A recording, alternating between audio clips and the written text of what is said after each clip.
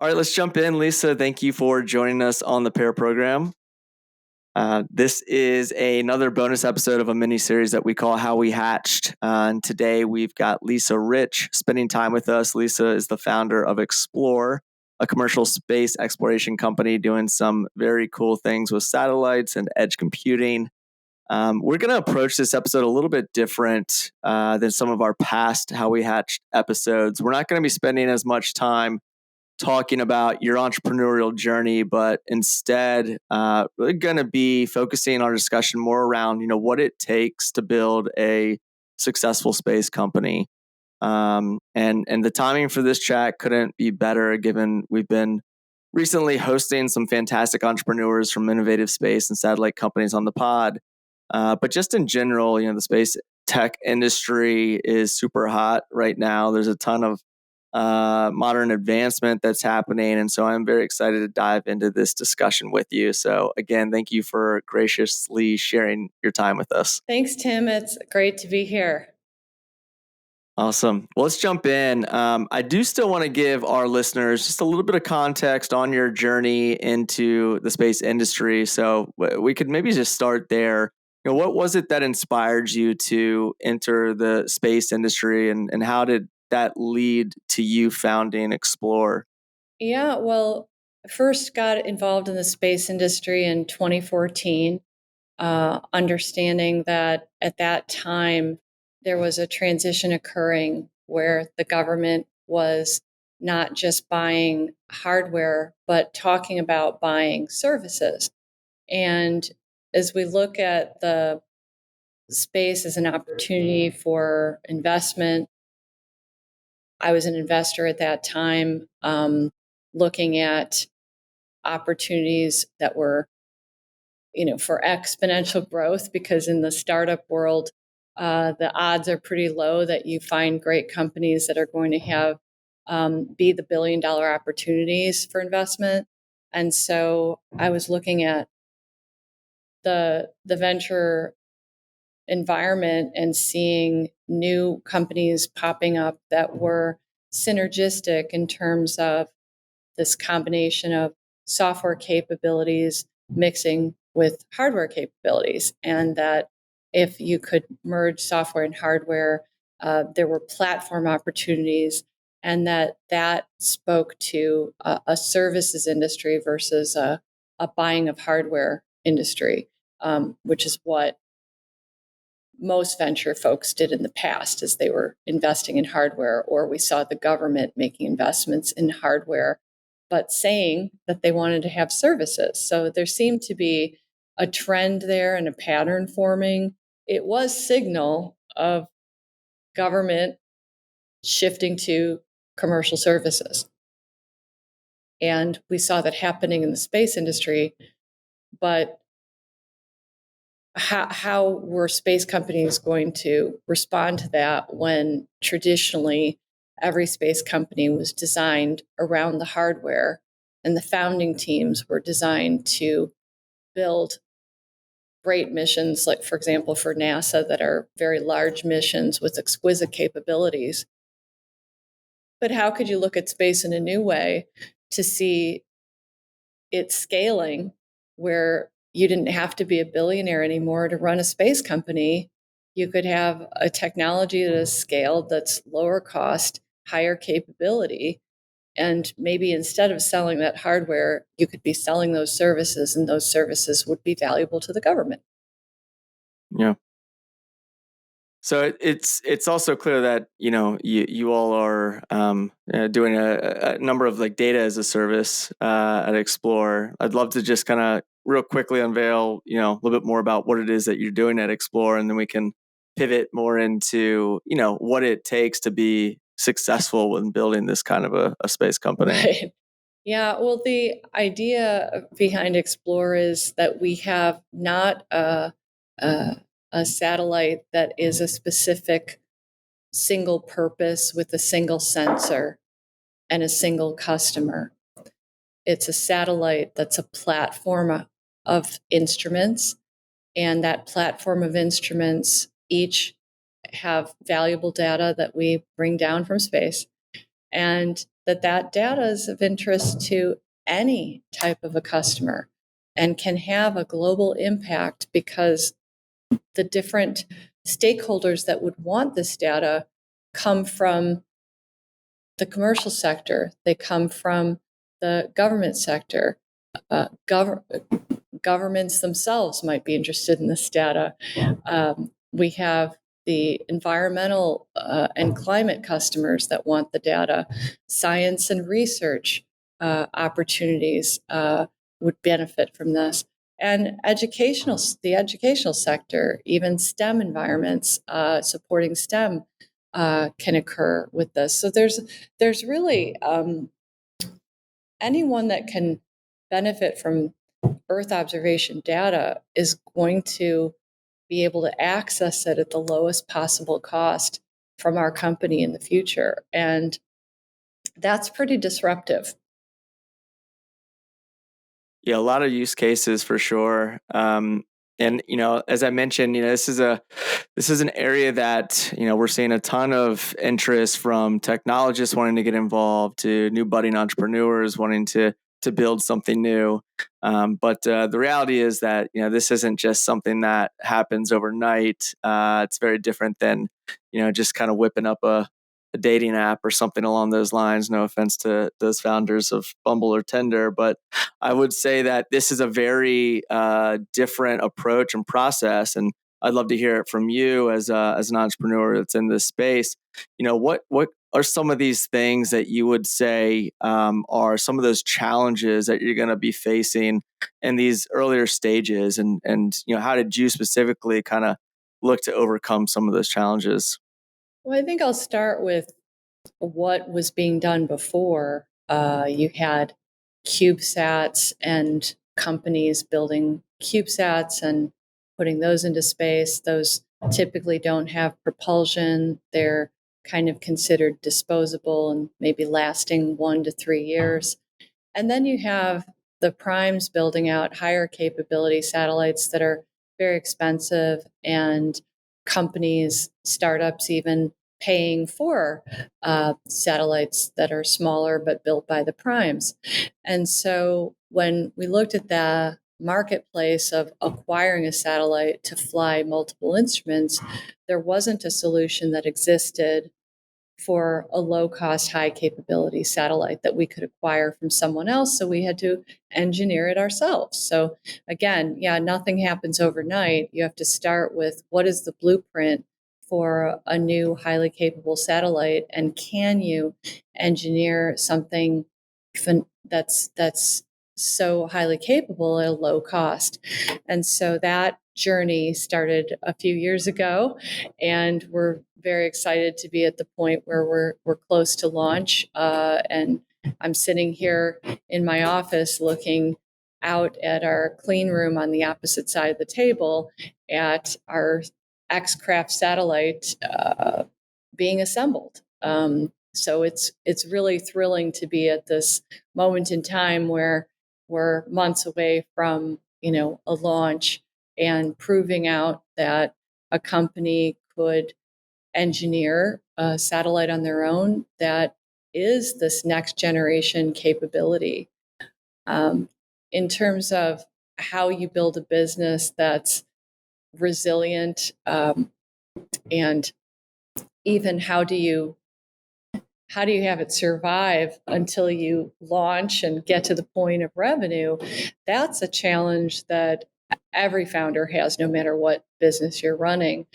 And we've followed a path that is similar to many other space companies or tech companies, where we've sought out government contracts and been very successful at that, with contracts we've successfully secured from customers like NASA, NOAA, DARPA, DIU, which was a significant contract we won, where the Defense Innovation Unit, in concert with the National Security Innovation Capital Group, basically paid for the hardware for the X-Craft. This was quite exciting. We want to be sort of their poster child, if you will, to prove out that they made a great choice in backing us. They had only a $15 million budget and looked for dual use capabilities that they could accelerate to counter the supply chain issues that arose due to COVID and other issues we were experiencing at the time.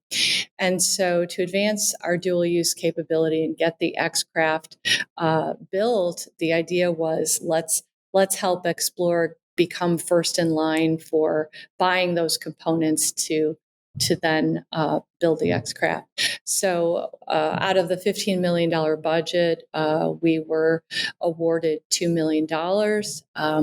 There were only 4 companies that won the NSIC award at that time out of 400 applicants. So we were really honored to have them as a partner and to be a winner.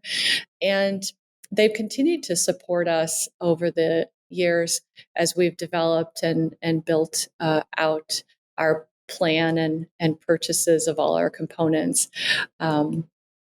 I should mention that what was truly phenomenal in terms of execution with a government customer is that we were awarded the contract, and the contract itself was executed about 21 days after the award. So just kind Wow, of that's imagine rare. a government showing that with a simple contract structure that you could issue an award and execute it in 21 days. It was really something that we said this was the government showing us that they could move at the pace of commercial business. So that was quite a thrill. So DIU is a really important contract for us. They're a great customer, but other government contracts that are foundational for our company include our recent award from the National Reconnaissance Office, which previously had electro-optical awards that were won by companies doing optical observation like Planet or Black Sky. And those awards for those companies were matured to a point where they secured $30 to $100 million a year in purchases for their optical data. And so we pursued an NRO award for the hyperspectral imagery we will bring back from our satellite. And we won that. So we're quite excited, thinking that the National Reconnaissance Office is going to be a great customer and buyer in the future when we fly. But Xplore is, as I mentioned, bringing data back for any type of a customer. And that's part of our de-risked model, is that we can have government customers, but we expect the majority of our buyers to be commercial companies. So the more you can do to have a diversified customer base and diversified streams of revenue, I think the more the resilient your company can be, regardless of what it's doing. Mm-hmm. Yeah, and that leads me to my next point, which is centered more around investment and funding, right? When you're talking to investors, are they probing for this dual use opportunity? They're looking for outlets that you're not just siloed into one side or the other, but this is a much more appealing way, and I'd imagine encourages more of a writing of a check. I guess all in. What are some of those challenges of pitching to VCs? When you're building an early stage space company. We have had dual use investors. Those are typically investors that understand a government contract is, I like to say, a good, like having a good housekeeping seal of approval, because your technology and capabilities have been vetted by the expertise of our government customers, and that's a feather in your cap. But dual use funds are coming online, being supported by the Office of Strategic Capital in the months ahead. We have a program where the OSC is actually matching funds for the ability to advance and have more capital available for these larger funds that will make dual use investments. So Xplore is listed on the Silicon Valley Defense Group's NatSec 100 list, so National Security 100 list. And this is a list showing the top 100 venture-backed dual-use companies that they've selected as, like, top tier, which is really exciting because I think by having the Silicon Valley Defense Group identifying these dual use companies that with their expertise they've vetted, that's a great list for funders to be looking at to say, I probably want to be investing in a company that's on that list because they're recipients of federal contracts, government contracts that could grow. And that's always good to know that maybe there's already an existing customer there if they're not like Xplore and already establishing a commercial base of customers in the future. Sure. So I'm always curious when building a company, when you built out maybe like a sales team or folks that are going to be helping you really navigate those federal waters, were those things that you came in to explore with a little bit of a background in, or did you strategically hire somebody that you knew could kind of navigate that bureaucracy and how to get in touch with the folks that were making buying decisions? It's a great question because the navigating of the government customer field is it's a minefield, right? There's so much to learn and so much time really that's required to get to know different government customers and to know which ones are likely the buyers of your data. It's taken years, I would say, to be building relationships with different agencies. And that comes from a lot of groundwork, right? Being at events, being at conferences, and then as well having external experts that you hire to make introductions and search for opportunities. There are a number of organizations that help match a company's capabilities with contracting opportunities. And certainly an early stage company has to allocate budget for that, for those types of consultants and advisors. And sometimes they pay off and a lot of times they don't. But it's money that you put into the effort, and maybe over time, whether a contract is won or not, you've built a relationship. So, for example, with our company, we have a future opportunity to go to cislunar space. Our initial flights are for Earth observation, but we've built a satellite that can go to cislunar space. Well, this is of interest to our Space Force, our Air Force customers.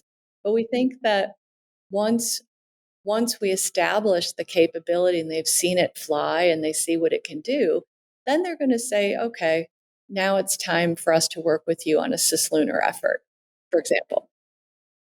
Yeah, build that past performance up. That's a big thing in the government space. They really have great people, so knowledgeable, working on these, what they call the transport layers and the hybrid architecture. There's all this government speak that you can learn about, but really it's strengthening the resiliency of and having a sustainable capability for all United States space companies. How can we work in concert? How can we work together to have to be stronger?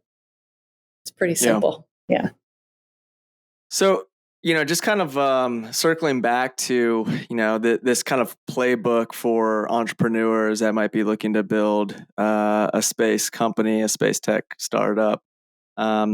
It's tough to boil this down to three things, but, what would you say are three, crucial pieces of advice that you would give somebody that's really trying to jump off the deep end into this world of a space company, a space startup? I think the idea of having a business is exciting to a lot of people, but the execution side of it is the hardest part. And what are you executing on? The business model and time spent on what is your business model? How do you get to a profit? How quickly can you get to a profit? Is lost on a lot of people because they maybe are in love with a new technology they want to build. They're in love with the idea of tinkering and building something new, and that's all great. That's wonderful. However, you must have it supported by a very solid business model that if you can't plot it out on paper, how you get to profitability in the shortest period of time, it's high risk. So the goal is to constantly be de-risking the business because you can't rely on any one thing to get you to the finish line, to get you to profitability. Yeah, that's sound advice. I feel like in startup world too, I kind of reference like just building apps. I think that's a very different ecosystem than what we're talking about. If there's, the combination of hardware and software, looking at much larger raises that are needed, much longer timelines, and being comfortable with that extended timeline, that extended runway of becoming profitable. It's very different than building that quick hitting app that you're just trying to get subscribers to. The venture world, investors are looking for these time horizons of getting their return on investment in 7 to 10 years. And you have to have a business that is not going to have this be fraught with risk along the way, because they're not just going to keep putting more and more money into the business. You have no guarantee of that.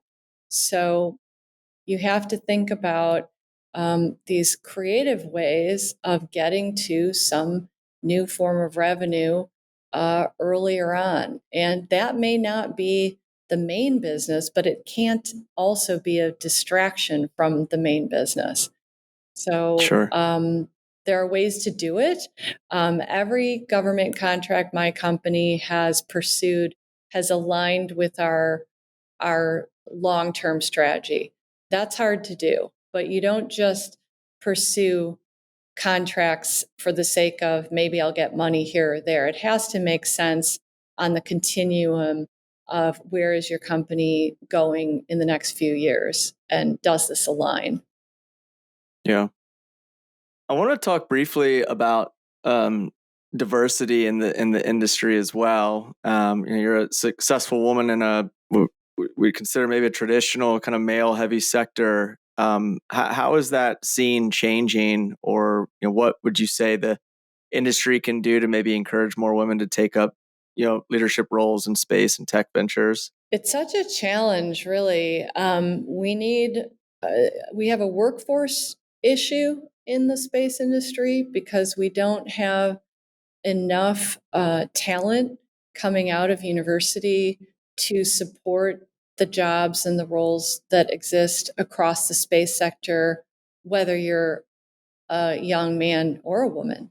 And so we have a gap in our education system that we need to be graduating more of more students from STEM careers.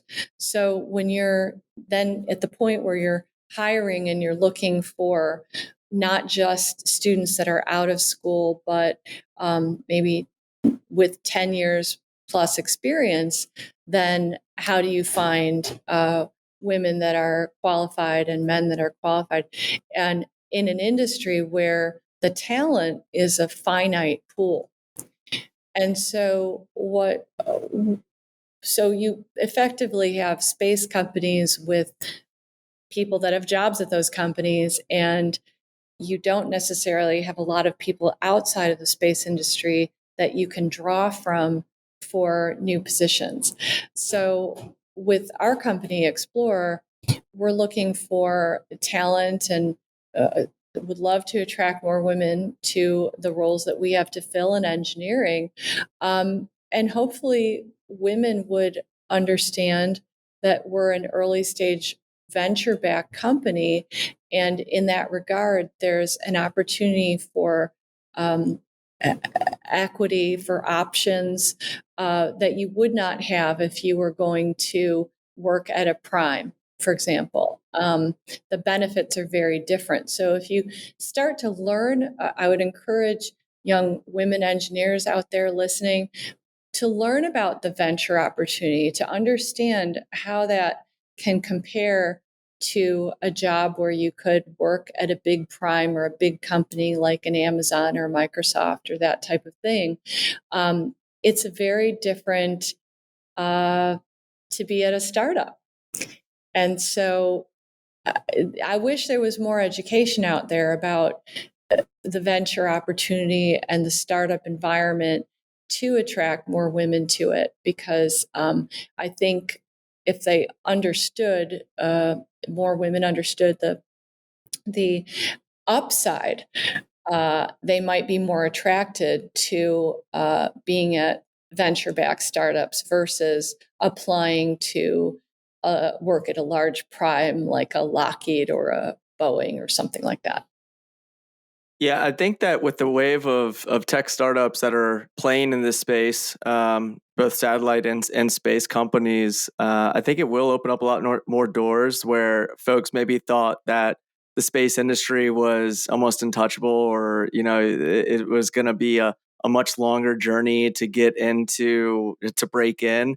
I think that's what's great about startups is it does create a window for folks that maybe don't have the extensive tenure, but they are able to build on that, in a real world setting. And it's on those founders to they take a little bit of a chance on folks as well, with the intent that they groom them and build them up. But I've been seeing a lot more of these kind of career fairs where it's really catering to space and satellite tech companies that are really looking to hire, because there is a gap out there from a talent marketplace. And at my really, company, they've got founders, myself and my business partner, our CEO, have built businesses throughout the course of our career.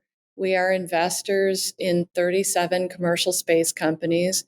We built Hemisphere Ventures, which is one of the top VC firms in the space sector and top in deep tech. We were also, by the way, listed on the National Security 100 list, right behind In-Q-Tel as the most prolific investor in the top tier dual use companies. And just this week, our investment in Axiom Space, we were the first investors in Axiom. They just closed their Series C round of $350 million and sent their second group of astronauts to the ISS this year. So that company began with our being the first investor with 4 people, and our understanding that this could be a multi-billion-dollar company. All this to say that just as founders of a startup, I understand the investment environment very well, and as a result have built Hemisphere Ventures in 5 years to have multiple return for investors by making great investments in companies and understanding what great business models are, and then putting a great business model in place ourselves that we expect to bring through to fruition and produce great revenues and returns for our investors and our That's really employees. impressive.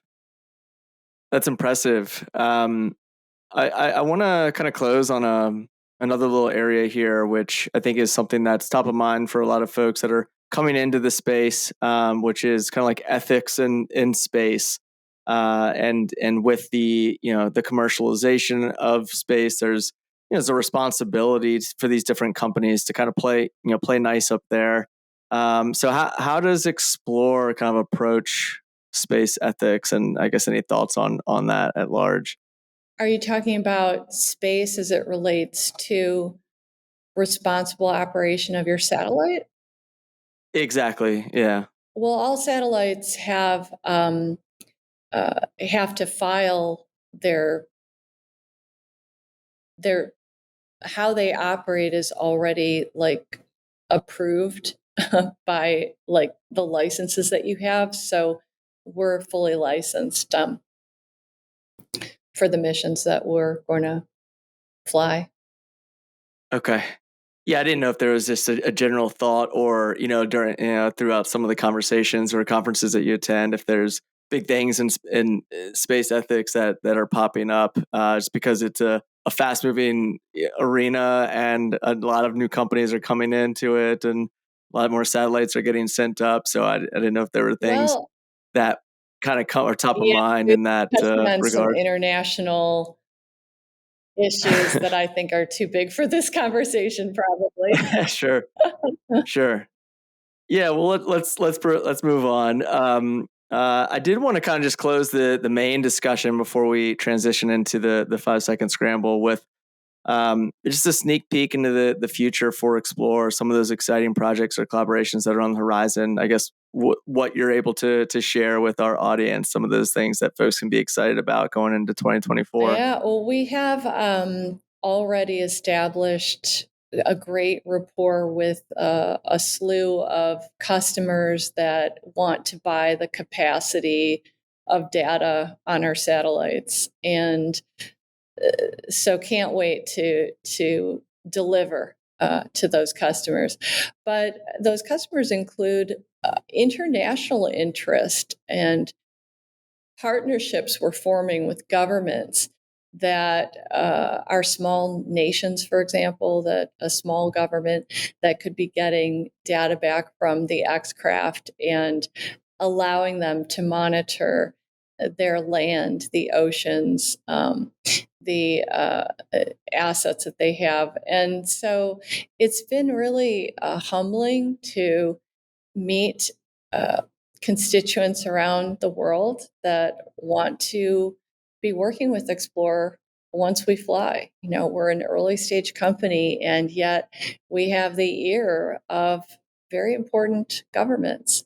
And I just can't wait to see what the future holds there. And we want to be able to provide services and valuable data to all of them because we think that what we're building with data from video instruments, from hyperspectral IR spectrometry, allowing us to measure greenhouse gases, et cetera, in our sensor suite, is all going to be something that customers want.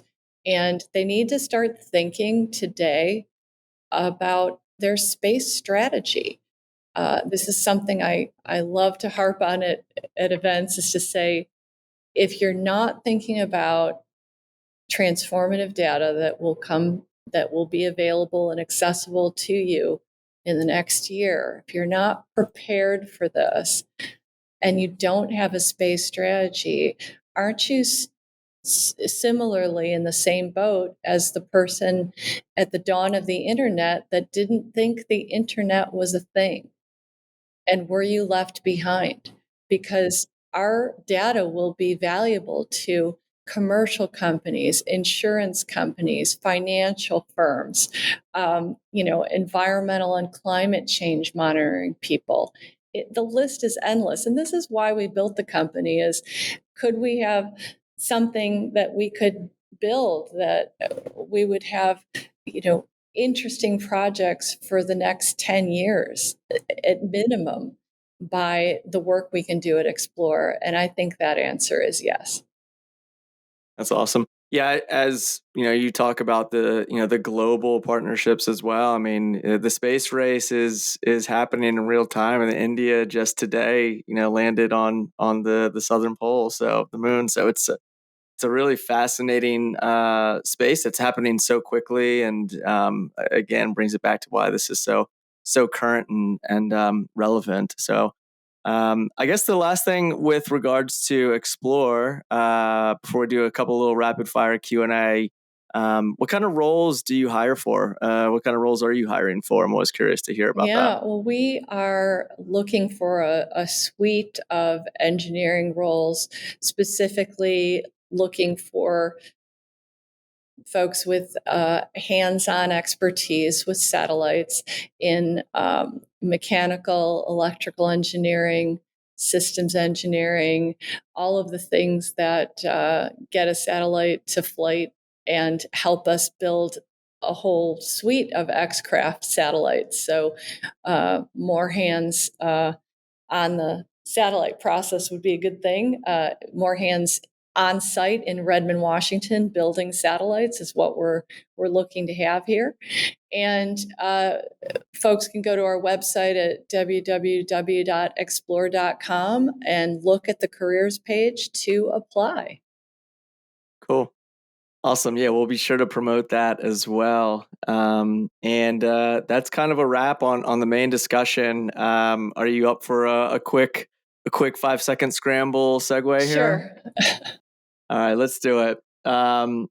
It'll start with a couple of business questions, and then we'll have some fun personal questions as well. But explain Xplore to me as if I were a 5-year-old.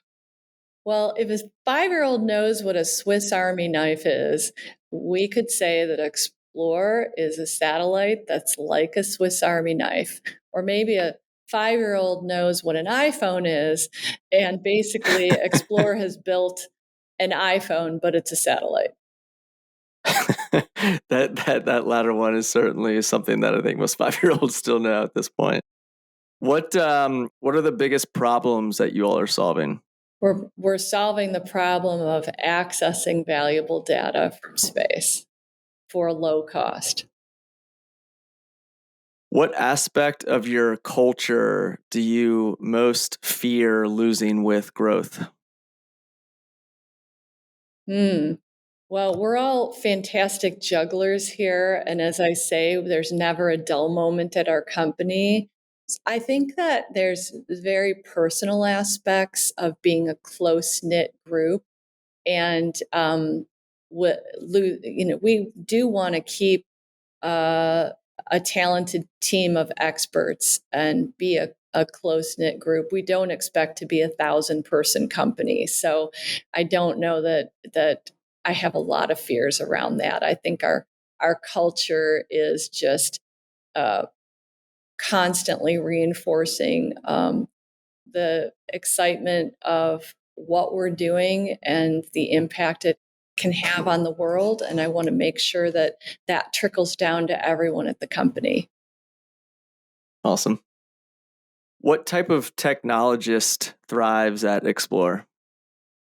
We have very bright minds here and people that are able to juggle many tasks. That is the tradition of at a startup, is being good jugglers. But I think it's really the problem solver mindset is absolutely key. Nice. What is a charity or corporate philanthropy that is near and dear to you?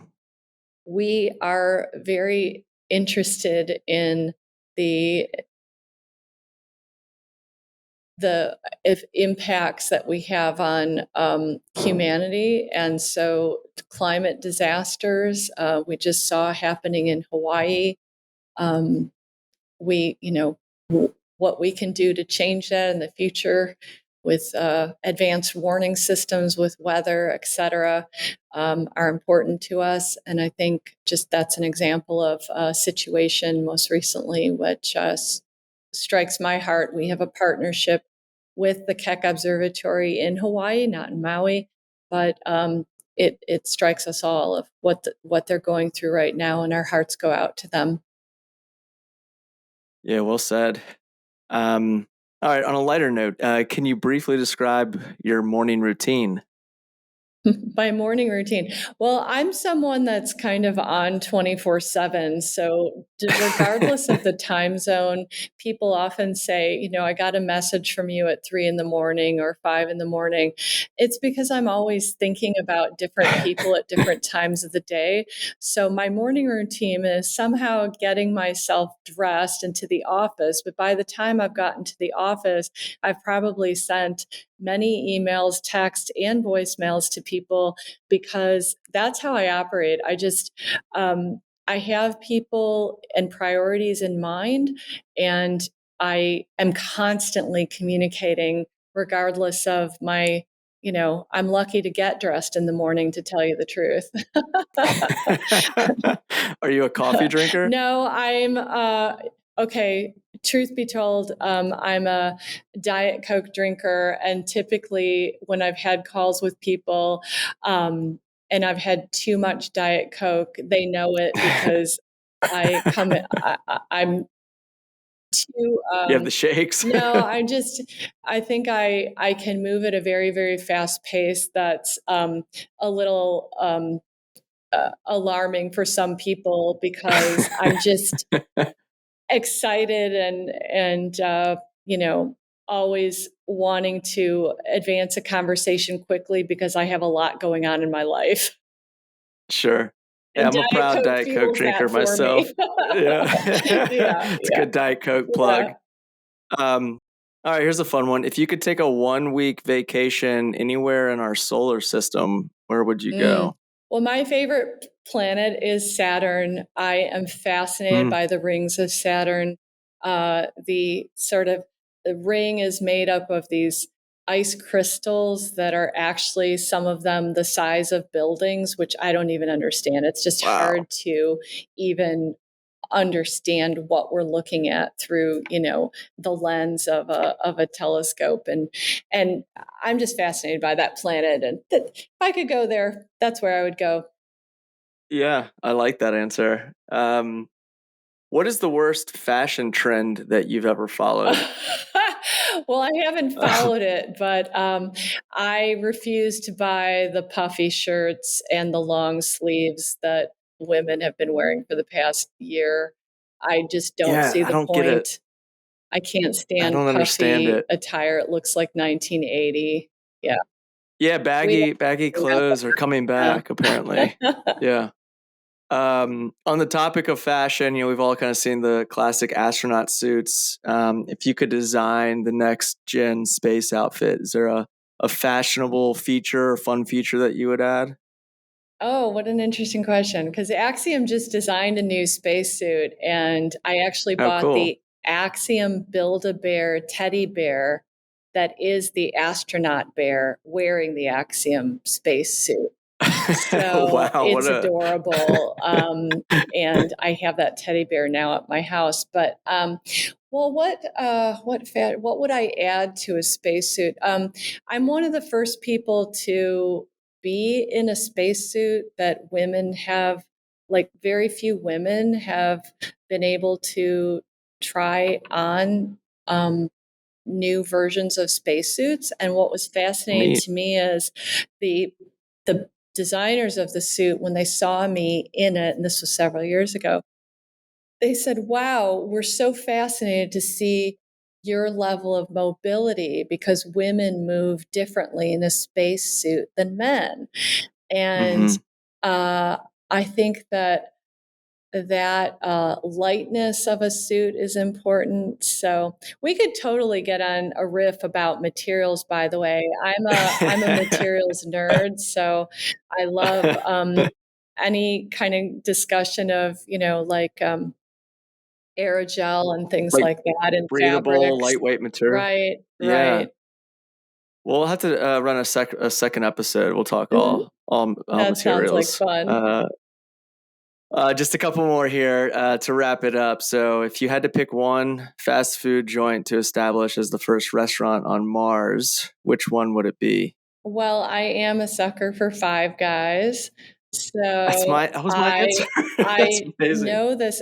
We ordered lunch the other week from Five Guys, and I didn't realize how often I go there, but it's kind of like In-N-Out Burger where you get to know the language and you can order something that's called all the way with all the toppings. And I made the mistake of telling the person doing the ordering, oh, I want, a double cheeseburger all the way. And she said, wow, you must really go to Five Guys a lot if you know their terminology. And I said, guilty as charged. Yeah, a Five Guys burger and a Diet Coke. I mean, I'm in heaven right there. My meat. Yeah. That's great. That's actually my answer. I would pick Five Guys as well. But we get a lot of folks on the pod that are maybe on the West Coast in California, and In-N-Out Burger seems to be their pick of choice. Chick-fil-A is in the running as well. All right, last one. What was your dream job as a kid? What did I dream of becoming? Well, ironically, I did the Myers-Briggs test, and it told me that I would be either a gardener or an astronaut. Now, I was technically kind of both as a kid. I was studying flora and fauna and the genus and species of all sorts of plants, and not only having hundreds of houseplants that I had, but I was interested in space. So in an odd way, I think I grew into my dream job. Yeah, that's really neat. What are both very interesting professions, but I think the vertical of space seems like one that a lot of folks would be really jealous of. So good for you. I remember getting the test results and saying, I don't know what this means. I do not understand. Well, that's a wrap, Lisa. I want to thank you again for spending time with us. We are excited for the future of what you all are building at Xplore. It's a very fascinating company. We're excited. I'm sure you'll be super successful. So we're rooting for you all, and wanted to thank you again for hanging with us on the podcast. Thank you, Tim. It's been great. Have a good one.